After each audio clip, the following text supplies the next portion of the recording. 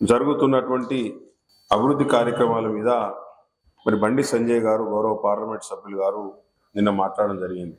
ముఖ్యంగా స్మార్ట్ సిటీకి సంబంధించి వారు నిన్న ప్రస్తావన చేసినారు. ఈరోజు మరి వారు మా గౌరవ కరీంనగర్ పార్లమెంట్ సభ్యులు, కరీంనగర్ పార్లమెంట్కి సంబంధించి ఎక్స్ అఫీషియో సభ్యులు కూడా కరీంనగర్ నగరపాలక సంస్థకు సంబంధించి ఈరోజు మొట్టమొదటిగా కరీంనగర్ నగరపాలక సంస్థకు కరీంనగర్ స్మార్ట్ సిటీ కింద తేజస్ అకాడమీ స్థాపించిన 12 సంవత్సరాల్లో 1918 డిఫెన్స్ ఉద్యోగాలతో పాటు ఇంటర్లో రాష్ట్ర స్థాయి మార్కు సాధించి తెలంగాణ నెంబర్ 1 గా నిలిచిన తేజస్ 2016-17లో 8 లక్షల రూపాయలు ముందుగా విడుదల చేయడం జరిగింది. 2017లో 8 లక్షల రూపాయలు, 2018లో 1 కోటి రూపాయలు, 2019లో 6 కోట్ల రూపాయలు. అంటే 2017లో వారప్పుడు పార్లమెంట్ సభ్యులు కాదు, 2018లో వారప్పుడు పార్లమెంట్ సభ్యులు కాదు. మరి వారు పార్లమెంట్ సభ్యులు కాకముందే కరీంనగర్ నగరానికి స్మార్ట్ సిటీ వచ్చిందా లేదా అనే దానికి మీరే సమాధానం చెప్పాలి. ఈరోజు మీ ప్రభుత్వం, మీ కేంద్ర ప్రభుత్వమే కరీంనగర్ స్మార్ట్ సిటీ కింద 2017లో 8 లక్షల రూపాయలు ఇచ్చింది, 2017లో మళ్ళా 17-18లో 1 కోటి రూపాయలు ఇచ్చింది వివిధ కార్యక్రమాలు ప్రారంభించాలని. అంటే నేనేమంటున్నా, మరి కరీంనగర్ స్మార్ట్ సిటీ తెచ్చింది ఎవరో మరి మీరే చెప్పాలి. ఇన్ని రోజుల నుంచి మీరు మాట్లాడుతుంటే కూడా మేము ఎప్పుడు కూడా చెప్పుకుంటూ వస్తూనే ఉన్నాం. ఇది లెక్కలు ఆధారం, ఇది కరీంనగర్ నగరపాలక సంస్థకు వచ్చిన నిధుల వివరాలు నేను చెప్తా ఉన్నా, అఫీషియల్గా చెప్తా ఉన్నా. కాబట్టి కరీంనగర్ స్మార్ట్ సిటీ తీసుకురావడంలో మీ పాత్ర లేదు. దయచేసి మీరు ఇప్పటికైనా అర్థం చేసుకోవాలి. కరీంనగర్ స్మార్ట్ సిటీ గత పార్లమెంట్ సభ్యులు వినోద్ కుమార్ గారు ఉన్నప్పుడు, మా ఎమ్మెల్యే గారు అప్పుడు మా ఎమ్మెల్యేగా ఉన్నప్పుడు వచ్చిన స్మార్ట్ సిటీ మాత్రమే. కాబట్టి నేను దయచేసి ఈ విషయాలు మీరు మళ్ళీ ఇంకోసారి మాట్లాడద్దు అని చెప్పి నేను కోరుతా ఉన్నాను. స్మార్ట్ సిటీ నేను తీసుకొచ్చినా అనే నిధులు దయచేసి ఇంకోసారి మీరు చెప్పకపోతే మంచిది. ఇప్పటి వరకు కరీంనగర్ స్మార్ట్ సిటీ హెడ్ కింద దాదాపుగా రాష్ట్ర ప్రభుత్వం ద్వారా మొత్తం 539 కోట్ల రూపాయలు వచ్చినాయి. 539 కోట్ల రూపాయలు, ఇది అఫీషియల్ లెక్కలు నేను చెప్పేది. ఒక మేయర్ హోదాలో అఫీషియల్ చెప్తాను. 539 కోట్ల రూపాయలు వస్తే రాష్ట్ర ప్రభుత్వం 269,50,00,000, తెలంగాణ రాష్ట్ర ప్రభుత్వం 2,69,50,00,000, కేంద్ర ప్రభుత్వం 269,50,00,000 రూపాయలు ఇప్పటి వరకు ఇచ్చిన నిధులు. మా నగరపాలక సంస్థకు వచ్చిన నిధులు 269,50,00,000 తెలంగాణ ప్రభుత్వం ఇచ్చింది, తెలంగాణ రాష్ట్రం ఇచ్చింది. 269,50,00,000 రూపాయలు కేంద్ర ప్రభుత్వం ఇచ్చింది. 50% ప్రకారంగా ఇప్పటి వరకు నిధులు ఇచ్చిండ్రు. ఇప్పటి వరకు 29/9/2023 వరకు వచ్చినాయి. సెప్టెంబర్ 29 వరకు వచ్చిన నిధులు. సెప్టెంబర్ 29 తర్వాత నగరపాలక సంస్థకు 1 రూపాయి నిధులు మళ్ళీ రాలే. కేంద్రం నుంచి రాలే, రాష్ట్రం నుంచి రాలే, మాకు రాలే. మరి దీని విషయంలో అనవసరమైన రాద్ధాంతం మీరు ఎందుకు చేస్తా ఉన్నారో దయచేసి మీరు అర్థం చేసుకోండి. మీరు పార్లమెంట్ సభ్యునిగా ఏమైనా నిధులు తీసుకొస్తే 100% చెప్పండి. మీరు పార్లమెంట్ సభ్యునిగా ఎన్నికైన తర్వాత ఏమైనా నిధులు తీసుకొస్తే తప్పకుండా కూడా మా నగరపాలక సంస్థకి ఏం తెచ్చిందో మీకు చెప్పండి, మేము తప్పకుండా స్వీకరిస్తాం, మిమ్మల్ని అభినందిస్తాం. మేమందరం కూడా కార్పొరేటర్లు, మేమందరం కూడా మీకు అభినందనలు తెలియజేస్తాం. అరే మా ఎంపీ గారు మరి ఇన్ని కోట్ల రూపాయలు నిధులు తీసుకొచ్చిరని, ఇంత స్కీమ్ తీసుకొచ్చిరని మేము అభినందనలు తెలియజేస్తాం. కాబట్టి అనవసరంగా ఈ స్మార్ట్ సిటీ విషయంలో మీరు మాట్లాడుకుంటేనే బెటర్ అని చెప్పి కోరుతా ఉన్నాను. ఎందుకంటే నిధులు స్మార్ట్ సిటీ వచ్చింది 2017-18లో. 2018-10లో టెండర్స్ పిలిచిండ్రు. ప్యాకేజ్ 1 కింద 112 కోట్ల రూపాయలు, 113 కోట్ల రూపాయలు. ప్యాకేజ్ 2 కింద 118 కోట్ల రూపాయలు. Development of sports complex Ambedkar stadium పేరు 16 కోట్ల రూపాయలు. Development of smart roads in package 3లో 65 కోట్ల రూపాయలు. ఈ నిధులు అప్పటికే 2019 కంటే ముందే పిలిచింది. టెండర్స్ పిలిచి అవార్డు కూడా అయిపోయినాయి వర్క్స్ అప్పటికి, మీరు ఎంపీగా రాకముందే. మరి మీరు వచ్చిన తర్వాత స్మార్ట్ సిటీ వచ్చింది, నేను స్మార్ట్ సిటీ తెచ్చినా అనేది కరెక్ట్ కాదనేది మా యొక్క భావన.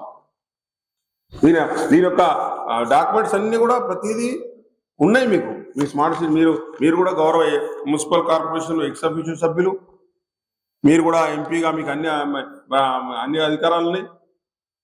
కాబట్టి నేను స్మార్ట్ సిటీ తీసుకొచ్చింది అప్పుడున్నటువంటి ఎంపీ వినోద్ కుమార్ గారు ఇప్పుడు అప్పుడు ఎమ్మెల్యే మా గంగుల కమలాకర్ గారు సాక్ష్యం.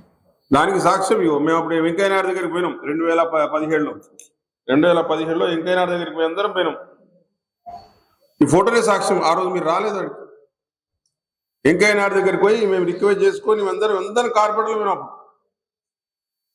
అందరం కార్పొరేటర్లో అప్పుడున్న వాళ్ళు అప్పుడున్న పాలకవర్గ సభ్యులు అందరం పోయినాం. కాబట్టి మీరు కొత్తగా నిధులు తీసుకురండి, కరీంనగర్ని అభివృద్ధి పరచండి, 100% మేము మీకు అభినందన తెలియజేస్తాం. కానీ తేని స్మార్ట్ సిటీని ఓన్లీ కేంద్ర ప్రభుత్వం నిధుల ద్వారా అభివృద్ధి చేస్తున్నామని చెప్పుకునే ప్రయత్నం మాత్రం దయచేసి చేయకండి.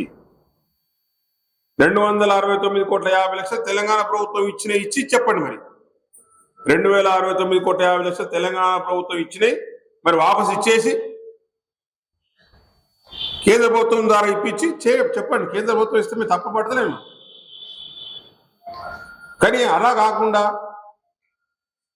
ఈ విధంగా అసత్య ప్రచారాలు చేయవద్దని చెప్పేసి నేను మా అందరి పక్షాన కోరుతా ఉన్నాను.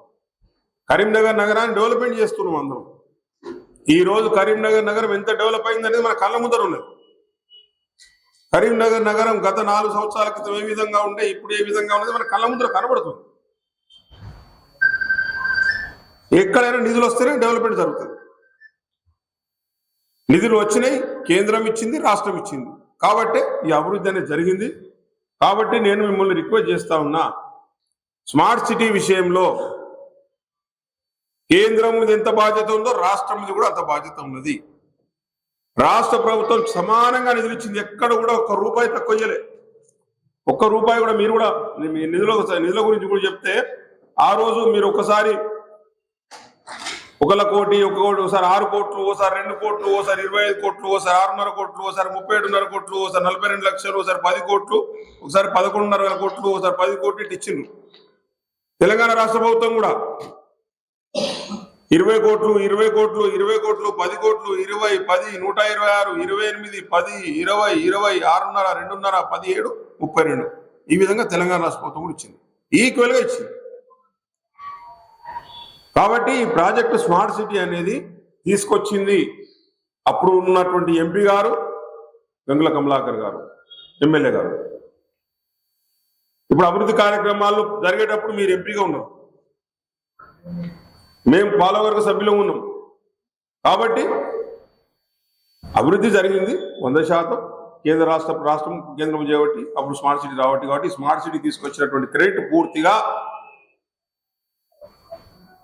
బీఆర్ఎస్ పార్టీకి, అప్పుడున్నటువంటి వినోద్ కుమార్ గారికి, ఇప్పుడున్న ఎమ్మెల్యే గంగుల కమలాకర్ గారికి చింతది. ఈ అభివృద్ధి కార్యక్రమాలంటే నిరంతరం కొనసాగుతుంది. దయచేసి ఇప్పుడు కూడా మీరు కేంద్రంలో మీకు మంచి పరపతి ఉన్నది, తప్పకుండా తీసుకురండి. ఒక 200 కోట్లు 300 కోట్లు తీసుకొచ్చి ఈ జరుగుతున్న అభివృద్ధిని ఇంకా పెద్ద ఎత్తున జరిపించాలని కోరుతాం. వారు ఫస్ట్ నుంచి కూడా స్మార్ట్ సిటీ తీసుకొచ్చింది నేను అంటున్నారు. అది తప్పు అనేది ఫస్ట్ చెప్పిన. 196 కోట్ల రూపాయలు కేంద్ర ప్రభుత్వం ఇచ్చింది మొదటగా, దాని తర్వాత 196 కోట్లు రాష్ట్ర ప్రభుత్వం ఇచ్చింది. 196 కోట్ల రూపాయలు ఇచ్చినప్పుడు ఇక్కడ పనులు జరగలే. ఇక్కడ కాదు పనులు జరగలే. పనులు స్టార్ట్ కాలే. పనులు స్టార్ట్ అవ్వడం 2020లో స్టార్ట్ అయినాయి. పనులు స్టార్ట్ అవ్వడం అనేది 2020లో పనులు స్టార్ట్ అయినాయి. 2020లో పనులు స్టార్ట్ అయ్యి 2021 మధ్యలో వరకు పనులు స్టార్ట్ కాగానే ఎంబడెంబడి నిధులు లేక ఎక్కడ పని ఆగలేదు.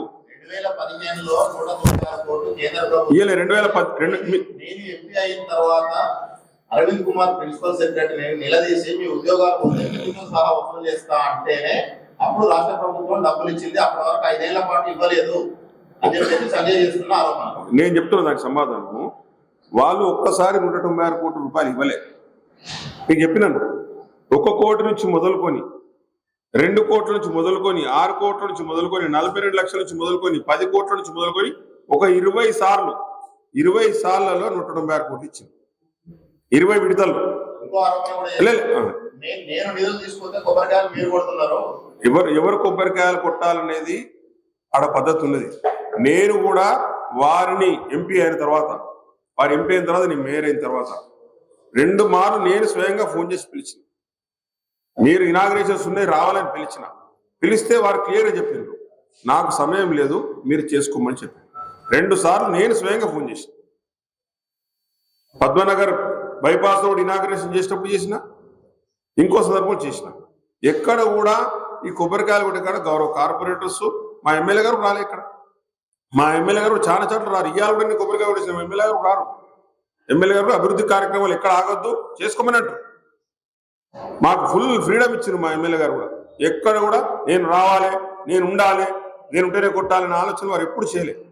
అభివృద్ధి కార్యక్రమాలు ఆగొద్దు కాబట్టి మీరు పని చేసుకోమని చెప్పింది. దారి మళ్ళితే 100% విచారణ చేయాలి.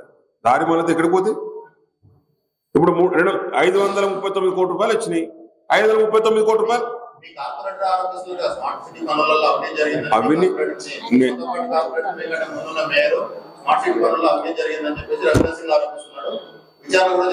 100% నేను కూడా డిమాండ్ చేస్తున్నా. ఎక్కడైనా అవినీతి జరిగితే విచారణ జరగాల్సిందే, ఎక్కడైనా తప్పు జరిగితే విచారణ జరగాల్సిందే. నేను కూడా డిమాండ్ చేస్తున్నా. తప్పు జరిగితే బదాబరండి, ఎందుకు మేము సపోర్ట్ చేస్తాం? ఇప్పుడు 539 కోట్ల రూపాయలు నిధులు వచ్చినాయి. 539 కోట్ల రూపాయలలో ప్రతి న్యాయ పైసాకు ఎవరికైనా తెలియకపోతే మీరు చాలా మంచి క్వశ్చన్ అడిగారు. మాకు నిధులు ఎవరికన్నా బిల్లు ఇవ్వాలంటే ప్రీ ఆడిట్ ఉంటుంది. ఏ డిపార్ట్మెంట్ లేదు ప్రీ ఆడిట్, ఒక మున్సిపల్లే ఉంటుంది. ఒక బిల్లు చెల్లించాలంటే ముందుగానే ఆడిట్ జరుగుతుంది. ఆడిట్ జరిగిన తర్వాత ఆడిట్ ఆఫీసర్ క్లియరెన్స్ ఇచ్చిన తర్వాత ఫైల్ కిందికి వస్తుంది. మళ్ళీ ప్రతి చెక్ మీద కూడా ఆడిట్ ఆఫీస్ సంతకం ఉంటుంది. అంటే ఎవరికైనా తెలియకపోతే నేను ఏమంటున్నా, తెలుసుకొని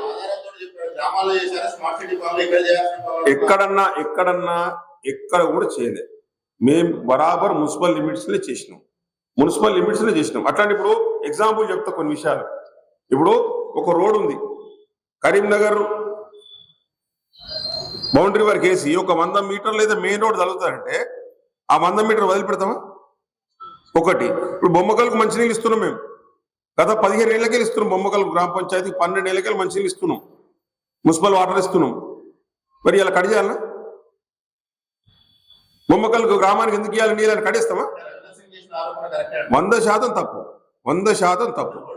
రోడ్లు వేసిన చెప్తలేను. నేను ఏమంటున్నా, ఇక్కడ main connecting road bypass road ఉంది. సపోజ్ బైపాస్ రోడ్ ఇప్పుడు వేసింది ఒకటే కాడ, అది కూడా 100 మీటర్లు మాత్రమే. అది కూడా రాజీవ్ రహదారికి లింక్ అవుతుంది కాబట్టి ఇక్కడ పరాసాం టెంపుల్ కాడ నుంచి అది మాత్రమే వేసింది. ఒకటే రోడ్, అది కూడా నిబంధనలు లోబడి వేసిందా? మాకున్న దీనిలో మాకు నిబంధనలు ఉన్నది. ఏదైనా లింక్స్ ఉంటే ఏదైనా ఉంటే దాన్ని కంప్లీట్ చేసుకోమని ఉన్నది. ఎక్కడ కూడా మున్సిపల్ లిమిట్స్ దాని ఎక్కడ వేయలేదు.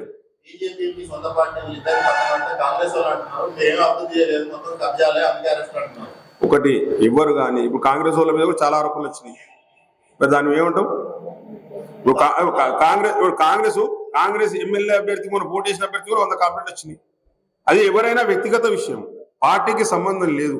వ్యక్తిగతంగా ఎవరైనా తప్పులు చేస్తే నేనేమంటున్నా సార్, అది నేనేమంటున్నా,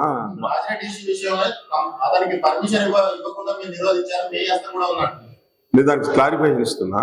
రాజిరెడ్డి గారికి పర్మిషన్ ఇచ్చిన మున్సిపల్ కార్పొరేషన్, అది వారు తెలియకపోతే వాళ్ళంటే తప్పు. వాళ్ళు తెలియగలను మాట్లాడితే రాజిరెడ్డికి మున్సిపల్ పర్మిషన్ ఇచ్చింది మున్సిపల్ కార్పొరేషన్, కానీ హైకోర్టు సస్పెండ్ చేసింది. మేము చేయలే. హైకోర్టుకు అగెన్స్ట్ పార్టీ పోతే హైకోర్టు ఆ పర్మిషన్ను రివోక్ చేసి until further orders status quo maintain చేయమన్నారు.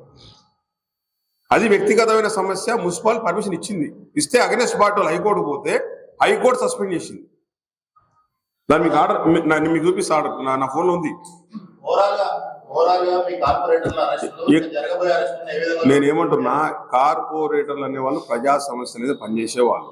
కానీ కార్పొరేటర్లు ఎక్కడ కూడా వ్యక్తిగతంగా చాలా మందికి రకరకాల బిజినెస్ ఉంటాయి, రకరకాల వ్యాపారాలు ఉంటాయి. ఏం రాజకీయమే వ్యాపారం కాదు. రకరకాల వ్యాపారాలు ఉన్న కూడా రాజకీయ రంగంలోకి వచ్చి ఎన్నికలు అవుతున్నారు. వ్యాపారం చేసుకునే వాళ్ళు ఎమ్మెల్యేలు ఉన్నారు, ఎంపీలు ఉన్నారు, అందరు ఉన్నారు. రాజకీయ వ్యాపారం చేసుకునే వాళ్ళు ఎక్కడైనా వాళ్ళు వ్యాపారం చేసుకున్న సందర్భంలో కావచ్చు, లేకపోతే ఎక్కడన్నా వాళ్ళకున్న లావాదేవీలు ఎక్కడ డిస్ప్యూట్స్ వస్తే దానికి ప్రచారం చేస్తూ ఉన్నారు. ఏదైనా న్యాయస్థానం ఉన్నప్పుడు మేము న్యాయస్థానం ఉన్నప్పుడు న్యాయస్థానం అనేది తప్పకుండా వాళ్ళు తప్పు చేస్తే వాళ్ళ శిక్ష పడుతుంది. తప్పు చేయకపోతే న్యాయస్థానం చెప్తుంది కదా. న్యాయస్థానం ఉన్నది ఎందుకు? న్యాయస్థానంలో కేసులు నేను మాట్లాడడం కరెక్ట్ కాదు. ఎందుకంటే మీరు అడిగిన కూడా చెప్పిన మేము పర్మిషన్ ఎవ్వరు కూడా ఇంకోటి కూడా చెప్తున్నా మీడియా సాక్షిగా, ఎక్కడ ఎవరు పర్మిషన్ తీసుకోవాలన్నా కార్పొరేటర్ తెలియదు. అంత ఆన్లైన్ సిస్టమ్. ఆన్లైన్లో వాళ్ళు అప్లై చేసుకుంటారు, ఆన్లైన్లో పర్మిషన్ తీసుకుంటారు, ఆన్లైన్లో కట్టుకుంటున్నారు, ఆన్లైన్లో పర్మిషన్ తీసుకొని బాగా ఇల్లు కట్టుకుంటున్నారు. ఆ విధంగా సిస్టమ్ ఉన్నది. కాంగ్రెస్ వాళ్ళు చెప్తున్నారు ఏంటంటే ఇక్కడ ఇసుక పడ్డా ఇక్కడ ఇటుక పడ్డా కూడా అక్కడ వాడుకుంటున్నారు కార్పొరేటర్లు. వాళ్ళకు ఉండే కావచ్చు ఆలోచన, వాళ్ళ గతంలో ఉండే కావచ్చు, అట్లా గతంలో చేసి కావచ్చు అట్లా. నేను ఎవరు నా దృష్టికి అది రాలేదు. మా కార్పొరేటర్లు అనే వాళ్ళు ఒక్కొక్కరు 3 సార్లు 4 సార్లు 5 సార్లు గెలిచిండు, 5వ సారి గెలిచిండు. ఇవాళ అంటే ప్రజల అభిమానం లేని గెలవరు ఎవరు కూడా. సర్పంచ్ గెలిచిరు, కార్పొరేటర్ గెలిచిండు, ప్రజల అభిమానం లేదు గెలవరు. ఆరోపణలు వస్తేయచ్చు, ఆరోపణలు మంద చేయొచ్చు. మా దగ్గర 3 సార్లు గెలిచిండు, కళ్యాణ్ గారు 3 సార్లు గెలిచిండు, జేసీ గారు 2 సార్లు గెలిచిండు, తిరుపతి 2 సార్లు, కూర్చొని 4 సార్లు గెలిచిండు. ఒక్కొక్కరు 4 సార్లు 2 సార్లు 3 సార్లు గెలిచిన వాళ్ళే ఉన్నారు ఇక్కడ. ఎవరు కూడా ప్రజల అభిమానం ఉంటేనే గెలుస్తారు. నేనేమంటున్నా, రాజకీయంగా కొన్ని కక్ష సంచర్యలు ఉంటాయి. ఎవరైనా కక్షం కోసం ఏదో చాలా చేస్తే అవి నిలకడ రాజకీయాల్లో అవి నిజం అనేది బరాబర్ తెలుస్తుంది. న్యాయస్థానాల మీద ఒక పూర్తి నమ్మకం ఉంది. న్యాయస్థానం మీద పూర్తి నమ్మకం ఉంది మాకు. నేనేమంటారు, కాంగ్రెస్ వాళ్ళు అంటారు, నేను కాంగ్రెస్ వాళ్ళు అన్నారంటే మాకు ఏదైనా కూడా న్యాయస్థానం మీద పూర్తి స్థాయి నమ్మకం ఉంది, పోలీస్ డిపార్ట్మెంట్ మీద నమ్మకం ఉంది. ఎందుకంటే వాళ్ళు కూడా ఎవరైనా కాంప్లైంట్ వస్తే వెరిఫై చేసుకున్నచ్చు. వాళ్ళు ఏమన్నా ఆ కాంప్లైంట్ తప్పు కాంప్లైంటా నిజమైన కాంప్లైంట్ అనేది కోర్టు తెలుస్తాయి కదా. ఏదానికైనా ఎవిడెన్స్ ఉంటుంది. మనిషిని తీసుకుపోయి డైరెక్ట్ ఉరిశిక్ష చేయరు కదా, జనరల్గా తీసుకుపోతారు, చేస్తారు. మళ్ళీ మా చట్టం ప్రకారం మా అడ్వకేట్ వాళ్ళంటూ కొట్లాడుతాం, న్యాయస్థానం ఏం చెప్తే అది మేము ఒప్పుకుంటాం. కాబట్టి రాజకీయాలు ఉన్నప్పుడు ఇవన్నీ వస్తాయి కామన్గా. ఎందుకంటే మేము ఒక వాడల కార్పొరేటర్గా ఒక పెద్ద మనిషి ఉంటాం. మా దగ్గరికి ఇద్దరు కొట్లాడుకునే వాళ్ళు వస్తారు. వస్తే ఒక కార్పొరేటర్గా మాట్లాడుతాం, బాబు ఇది కరెక్ట్ కాదు, న్యాయం చెప్తాం. కొన్ని నస్తాయి, కొంచెం నచ్చదు. కానీ కొన్ని సందర్భాల్లో ప్రత్యర్థులు కూడా కొన్ని కేసులు పెట్టిస్తారు, కామన్ అవన్నీ. కాబట్టి మేము దేనికైనా న్యాయస్థానాల మీద, పోలీస్ వ్యవస్థ మీద పూర్తి స్థాయి నమ్మకం ఉంది. ఒకవేళ ప్రతిపక్ష పార్టీలు ఏమైనా కక్షాంశం చేస్తే తప్పకుండా మేము ఫైట్ చేస్తాం. ఎక్కడ కూడా వెనుకపోయేది లేదు. ప్రతిపక్ష పార్టీలు ఏమైనా కక్ష కట్టి ఏదైనా ఫాల్స్ కేసులు పెట్టించే ప్రయత్నం చేస్తే న్యాయపరంగా కొట్లాడతాం, పోలీస్ అధికారుల దృష్టికి తీసుకెళ్తాం, ఇది తప్పు అని, ఇది కక్షాంశం చేస్తున్నారని. ఒకవేళ అవి కాలనప్పుడు న్యాయపరంగా మేము పోరాటం చేస్తాం. వెనుకపోయేది ఏం లేదు. దానిలో 100% డెవలప్మెంట్ చేస్తున్నాం. కరీంనగర్ ప్రజలకు కొత్త నగరాన్ని ఆవిష్కరించే ప్రయత్నం చేస్తూ ఉన్నాం. దేవుని దయ వల్ల 70% 80% సక్సెస్ అయినాం. రాబోయే రోజుల్లో నేను ఇప్పుడు కూడా రాష్ట్ర ప్రభుత్వానికి కోరుతా ఉన్నా, సహకారం కోరుతా ఉన్నా మీడియా సాక్షిగా. ఇప్పుడు తెలంగాణ ప్రభుత్వం వచ్చిన తర్వాత 500 కోట్లు స్మార్ట్ సిటీకి తెలంగాణ రాష్ట్ర ప్రభుత్వం ఇచ్చింది. కేంద్ర ప్రభుత్వం 500 కోట్లు ఇవ్వాలంటే 539 కోట్లు వచ్చినాయి. ఇప్పటికి మిగతాయి వాళ్ళు ఇవ్వాలి, ఇద్దరు కలిసి. తెలంగాణ రాష్ట్ర ప్రభుత్వం సీఎం అసూరెన్స్ కింద దాదాపుగా ఒక 500-600 కోట్ల రూపాయలు నగరానికి ఇచ్చింది. కాబట్టి ఈ రాష్ట్రాన్ని ప్రభుత్వానికి కోరుతున్నాను, ఇంకో 200 కోట్ల రూపాయలు ఈ బడ్జెట్లో పెట్టండి. ఈ జరుగుతున్న అభివృద్ధిని కొనసాగించండి. కరీంనగర్ నగరం అనేది చాలా గొప్ప నగరం, ఉమ్మడి జిల్లాకు రాజధాని. ఇప్పటికి కూడా చాలా జిల్లాల్లో పనిచేసిన వాళ్ళు ఇక్కడి నుంచి పోతా ఉన్నారు, వస్తూ ఉన్నారు. జనాభా పెరుగుతుంది, గ్రామాలు పెరుగుతున్నాయి, సంఖ్య పెరుగుతుంది. కాబట్టి ఈ బడ్జెట్లో కూడా ఒక 200 కోట్ల రూపాయలు పెట్టి కరీంనగర్లో జరుగుతున్న అభివృద్ధి కొనసాగించాలని ఇప్పుడు అధికారంలో ఉన్న మంత్రులు కావచ్చు అందరినీ కోరుతా ఉన్నాను, ఎమ్మెల్యే కోరుతా ఉన్నాను. మీరు కూడా ఈ అభివృద్ధిని కొనసాగించాలని మాకు సహకరించండి.